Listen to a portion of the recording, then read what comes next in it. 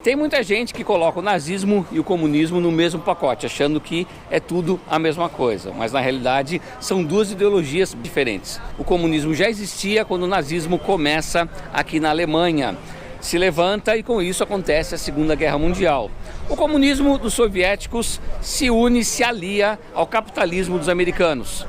Os dois lados vencem a Alemanha, destroem a Alemanha e depois brigam por dividir esse país. Então a Alemanha, depois da Segunda Guerra Mundial, é dividida na Alemanha Oriental, lado soviético, Alemanha Ocidental, lado americano, francês e inglês. E a capital? A capital sempre foi Berlim. O que a gente faz com a capital? Então, em vez dos americanos montarem uma capital do lado ocidental, resolveram brigar por Berlim. E decidiram que Berlim seria a capital dos dois, para os dois sistemas, só que ela seria dividida.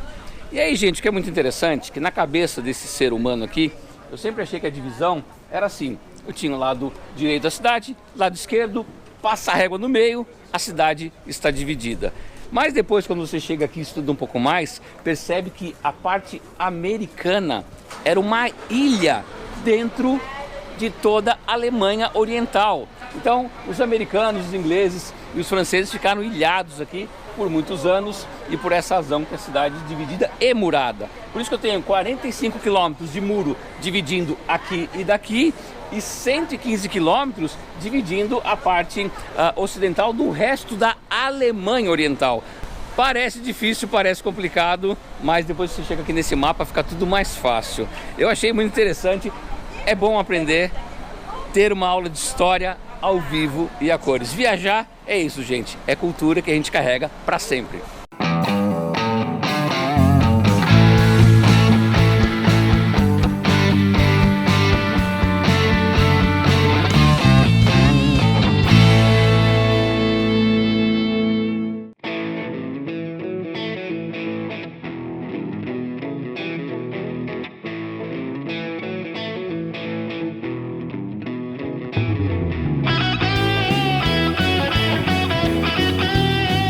Eu ainda tinha algumas dúvidas sobre a Guerra Fria, por isso chamei o Luca, que é um estudioso do tema e um guia apaixonado pela cidade. Como chegava a comida aqui, cara? Como é que esses caras comiam? Então, tinha 3 autovias que eram de um comprimento de 150, 200 km, que permitia à população de Berlim Ocidental de ter contato com outras cidades da Alemanha Ocidental. Tem uma autovia para sul, que era mais importante, e chegava novamente na Alemanha Ocidental só a norte de Nuremberg. Tinha que atravessar por 2 horas a Alemanha comunista. Tinha uma acima em direção de Hannover e uma acima em direção de Hamburgo. Já muito antes da construção do muro, porque o muro foi construído só no ano 1761, já os russos tentaram de bloquear as vias, as 3 ruas para Berlim Ocidental. E os americanos resolveram o problema com a ponte aérea.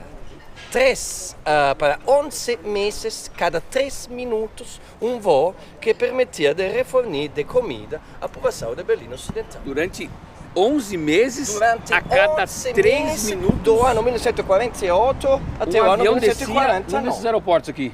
O aeroporto Esse cá, aqui. que agora está fechado. Então esse é onde desciam então esses aviões.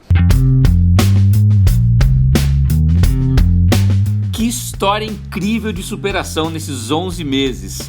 Para você ter uma ideia, foram realizados 277.278 voos e transportados 2.326.205 toneladas de suprimentos. O ponto alto da operação, e que levou até um registro no livro de recordes do Guinness, foi a Parada da Páscoa, no dia 16 de abril de 1949, quando num único dia foram transportadas 12.940 toneladas.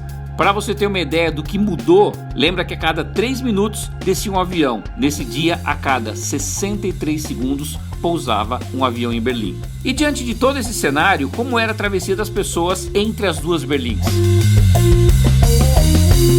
Os berlineses tinham permissos para encontrar parentes Berlim tinha 7 pontos diferentes, onde eles, com permisso, tinham que esperar meses. E não deixaram ir todo mundo, deixaram só ir um componente da família, por isso sempre tinha que voltar para encontrar os outros. Bom, tinha 7 pontos, o checkpoint Charlie era um ponto extra. Era um ponto para os soldados, os diplomáticos americanos e também para todos os turistas do mundo ocidental. Brasileiros, italianos, franceses, que ao hotel encontraram só na parte ocidental, mas para visitar a cidade oriental. Porque nós temos também que dizer que a parte antiga da cidade, todos os monumentos da cidade ficaram na parte oriental. Para visitá-la um dia, de dia até a tarde, tinha que passar exclusivamente através do checkpoint Charlie. Ma temo outra razão porque o checkpoint Charlie é tão famoso no mundo, porque no ano da construção do Muro de Berlim aconteceram incidentes diplomáticos, porque os russos bloquearam diplomáticos americanos que queriam passar do outro lado e os americanos chegaram com seus tanques do lado de cá e os russos a poucos metros com seus tanques do lado de cá e para 2-3 semanas eram prontos para atirar e se partia um colpo no checkpoint Charlie seria explodido a Terceira Guerra Mundial. Nossa, com certeza. Por isso é tão importante. O checkpoint Charlie é o ponto mais importante da Europa da Guerra Fria, do período de Kennedy, de Khrushchev, do meio da guerra nuclear. Olha, gente, e tem muita gente no canal que me pede sobre esse tema, fala sobre a Segunda Guerra Mundial, né? Então, excelente. Olha, o Luca é um guia maravilhoso. Lucas, se a gente quiser te encontrar, se algum brasileiro que está assistindo a gente quiser vir para cá e ter o seu serviço, como é que faz? Muito fácil, me encontra no Facebook, minha página Berlim com Luca, 3 palavras diferentes, Berlim com Luca. Eu sou italiano, especialmente eu turistas italianos, mas já há muitos anos, brasileiros, portugueses, com muito prazer vamos falar da cidade, das maravilhas. E sabe tudo. Luca, grazie. Prego. Valeu, gente. Espero que vocês tenham gostado bastante aí. Vamos continuar a conhecer Berlim.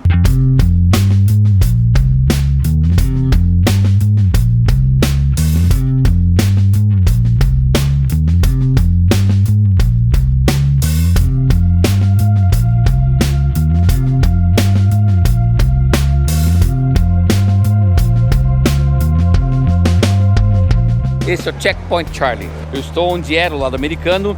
Daqui eu entraria no lado soviético. Quem estivesse do lado soviético viria aqui do lado americano. Como o Luca contou a história, algumas pessoas precisariam visitar os seus parentes, usavam as outras saídas que existiam por aqui. Basicamente, isso aqui era usado para os líderes dos governos, né, para os representantes dos governos e principalmente para os turistas que tinham que caminhar por aqui. Hoje você pode tirar fotos com esses soldados. Oh, Palmeiras não tem mundial. Gente, eu venho pra cá e tenho que ouvir isso. Não, isso não pode. Isso aí. Palmeiras tem mundial, primeiro mundial 1951. Aê! O cara sabe mais que eu de futebol, meu.